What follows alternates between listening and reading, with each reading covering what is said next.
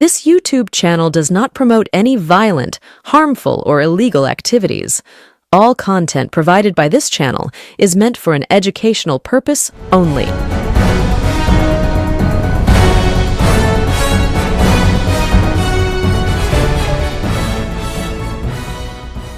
নমস্কার, আমি প্রতিবেদক সায়ন্তন চক্রবর্তী। আপনারা দেখছেন বঙ্গচক্ষু ইউটিউব চ্যানেল। ইতিমধ্যেই পশ্চিমবঙ্গে ভোটের দামামা বেজে গেছে। নির্বাচন কমিশনের পক্ষ থেকে প্রেস কনফারেন্স করা হয়ে গিয়েছে এবং আমরা অতীতে দেখতে পেয়েছি যে যখনই ভোট যুদ্ধ গত বেশ কয়েক বছর ধরে বাংলার বুকে শুরুয়াত হয়ে গিয়েছে, তখনই সবার আগে পশ্চিমবঙ্গে দাঁড়িয়ে নিজেদের প্রার্থী তালিকা ঘোষণা করবার রাস্তায় হেঁটেছে তৃণমূল কংগ্রেস। গত 2024 লোকসভা ভোটে আমরা দেখেছিলাম ব্রিগেডের বুকে সভা করে র্যাম্প করে তৃণমূল কংগ্রেস নিজেদের 42 জন প্রার্থীকে হাঁটিয়েছিল। আর ইতিমধ্যেই বাংলায় 294টি কেন্দ্রে তৃণমূল কংগ্রেসের প্রার্থীরা কে হতে চলেছে সেই নিয়ে জোর জল্পনা। ভবানীপুর থেকে নন্দীগ্রাম, কাঁথি থেকে শুরু করে কাকদ্বীপ, তৃণমূল কংগ্রেসের প্রার্থীরা কে হবে সব থেকে কৌতূহলের বিষয় এই মুহূর্তে পশ্চিমবঙ্গের রাজ্য রাজনীতিতে। বাদবাকি দল থাকলেও তাদের প্রার্থী কারা হচ্ছে সে বিষয়ে যত বেশি না চিন্তা ভাবনা, তার থেকে সমস্ত সংবাদ মাধ্যম থেকে শুরু করে সাধারণ মানুষের মনের মধ্যে কৌতূহল তৃণমূল কংগ্রেসের প্রার্থী নিজ নিজ বিধানসভায় কে। এবার কেন এই কথা উঠছে তার যথেষ্ট কারণ আছে। তার কারণ তৃণমূল কংগ্রেসের প্রত্যেকবার বিধানসভা ভোটে যখন প্রার্থী ঘোষণা হয় তখন চমক দেখা যায়। এবারেও যে সেই চমক থাকবে তা ইতিমধ্যেই বলে দেওয়া যায়। একই সাথে তৃণমূল কংগ্রেস সূত্রের খবর 70 থেকে 100 জনের কাছাকাছি নতুন মুখ আগামী 2026 বিধানসভা নির্বাচনে তৃণমূল কংগ্রেস পেতে চলেছে। আমরা 2024 লোকসভা ভোটের সময় দেখতে পেয়েছিলাম দেবাংশু ভট্টাচার্যদের মতো একদম নতুন প্রজন্মের যে নেতা, তাদেরকে যেরকম প্রার্থী করা হয়েছিল সায়নী ঘোষদের মতো নেত্রীকে, যারা বিধানসভা ভোটে যখন অবতীর্ণ হয়েছিলেন তখন প্রচারে ঝড় তুলেছিলেন। ঠিক একই রকম ভাবে 2026 বিধানসভা ভোটকে সামনে রেখেও তৃণমূল কংগ্রেসের প্রার্থী তালিকায় চমক থাকতে চলেছে বলেই সূত্রের খবর। এবার আমরা গোটা 294টি বিধানসভায় তৃণমূল কংগ্রেসের চমক কারা হতে পারে সে নিয়ে যথেষ্ট খোঁজ খবর চালিয়েছি, কিন্তু সব থেকে বেশি করে খোঁজ খবর চালিয়েছিলাম পূর্ব মেদিনীপুর জেলা নিয়ে। তার কারণ এই পূর্ব মেদিনীপুর জেলায় 16টি বিধানসভা আসন রয়েছে। ইতিমধ্যেই বিজেপির যে নরেন্দ্র মোদীর সভা ব্রিগেড ময়দানে হয়ে গেল, সেখানে শুভেন্দু অধিকারীকে খুব একটা সপ্রতিভ লাগেনি, বরং শুভেন্দু অধিকারী সে অর্থে গুরুত্ব পায়নি নরেন্দ্র মোদীর সভায়। মঞ্চ আলো করে বসেছিলেন ঠিকই, কিন্তু দেখা গেছে নব্য বিজেপির কোনো নেতাদেরই আধিক্য সেই অর্থে নরেন্দ্র মোদীর সভায় দেখা যায়নি। মঞ্চে শুভেন্দুর আশেপাশে হাতে গোনা কয়েকজন নব্য বিজেপির লোকজন বা নেতা হোতা ওই মঞ্চে থাকলেও এই মঞ্চ পরিচালনার যে রিমোট কন্ট্রোল, সেই রিমোট কন্ট্রোল আদি বিজেপি নেতারা নিজেদের কাছে রেখে দিয়েছেন।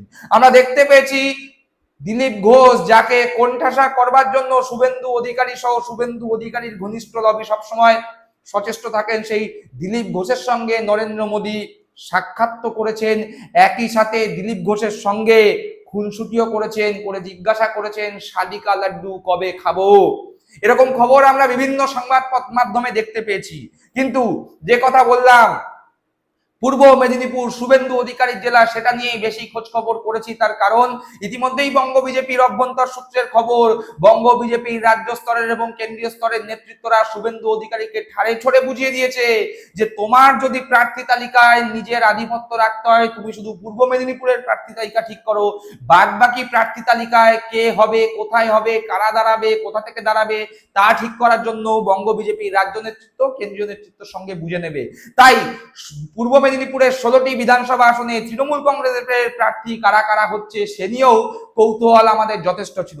এবং একই সাথে পূর্ব মেদিনীপুরের শুভেন্দু অধিকারী যেমন 16-0 করবার ডাক দিয়েছেন, তৃণমূল কংগ্রেস ও পূর্ব মেদিনীপুরে অন্ততপক্ষে 14টি বিধানসভা আসনে জয়লাভ করবার একটা লক্ষ্যমাত্রা নিয়ে এগোচ্ছে। কিছুদিন আগেই পূর্ব মেদিনীপুরের নন্দীগ্রামের বুকে শুভেন্দু অধিকারীকে চোখে চোখ রেখে চ্যালেঞ্জ করে গিয়েছেন অভিষেক বন্দ্যোপাধ্যায় সেবাশ্রয় ক্যাম্পের মাধ্যমে। এবং পূর্ব মেদিনীপুরের জেলা জুড়ে বিভিন্ন বিধানসভায় তৃণমূল কংগ্রেসে বিজেপি থেকে যোগদান অব্যাহত রয়েছে। বিজেপি ছেড়ে বিভিন্ন দিন প্রতিদিন নিয়ম করে বুথ স্তরে নিচু তলায় তৃণমূল কংগ্রেসে যোগদান অব্যাহত আমরা দেখতে পাচ্ছি।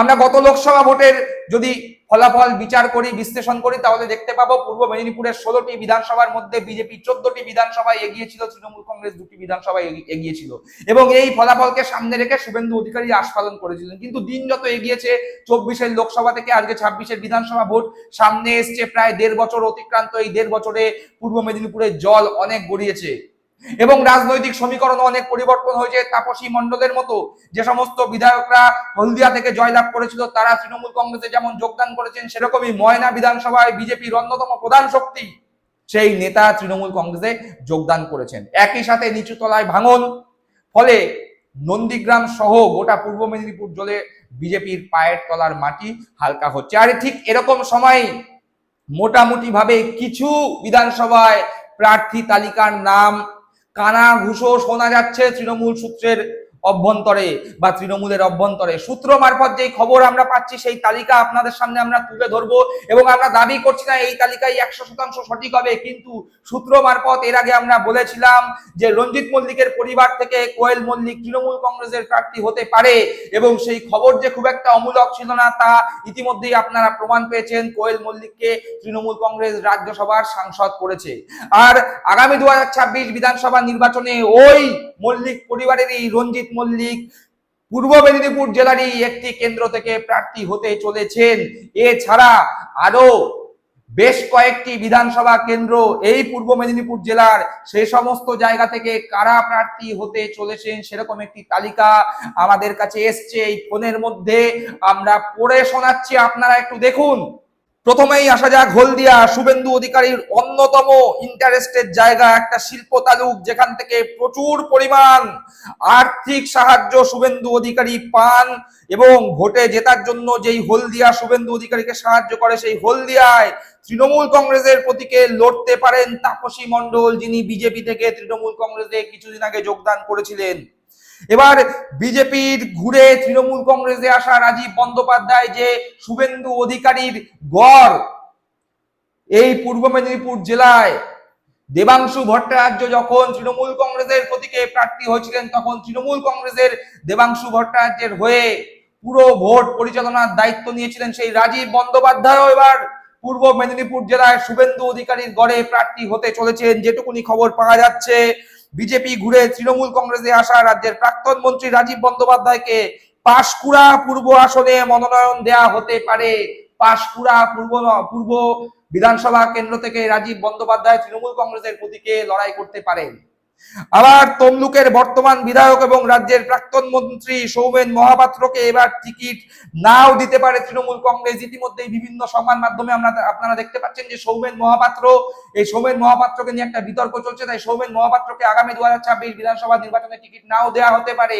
সেক্ষেত্রে তার জায়গায় প্রার্থী হতে পারেন বাংলা সিনেমার কোনো একজন জনপ্রিয় অভিনেত্রী চমক। যেটা বলছিলাম, চমক কিন্তু এখানেও থাকতে পারে। বাংলা সিনেমার জনপ্রিয় অভিনেত্রী সৌমেন মহাপাত্রের জায়গায় তৃণমূল কংগ্রেসের প্রতীকে আগামী 2026 বিধানসভা নির্বাচনে লড়াই করতে পারেন। আবার এই পূর্ব মেদিনীপুর জেলার চণ্ডীপুর থেকে গত বিধানসভা ভোটে সোহম চক্রবর্তী তৃণমূল কংগ্রেসের প্রতীকে জয়লাভ করেছিলেন। এবার চণ্ডীপুর বিধানসভা কেন্দ্র থেকে সোহমকে টিকিট নাও দেওয়া হতে পারে, সোহমকে নিয়ে যাওয়া হতে পারে অন্য কোনো জেলায়। সেক্ষেত্রে চণ্ডীপুর বিধানসভা থেকে উত্তম বারিককে তৃণমূল কংগ্রেসের প্রতীকে লড়াই করানো হতে পারে। আবার অখিলগিরি পূর্ব মেদিনীপুর জেলায় শুভেন্দু অধিকারীদের সঙ্গে যার একেবারে খাড়াখাড়ি সম্পর্ক, সেই বর্ষিয়ান তৃণমূল কংগ্রেস নেতা প্রাক্তন মন্ত্রী, শোনা যাচ্ছে রামনগরের এই বিধায়ককে আগামী 2026 বিধানসভা নির্বাচনে দল টিকিট নাও দিতে পারে। সেক্ষেত্রে তার পুত্র যুব নেতা সুপ্রকাশ গিরিকে তৃণমূল কংগ্রেস টিকিট দিতে পারে এবং সেক্ষেত্রে সুপ্রকাশ গিরি লড়বেন কাথি দক্ষিণ আসনে।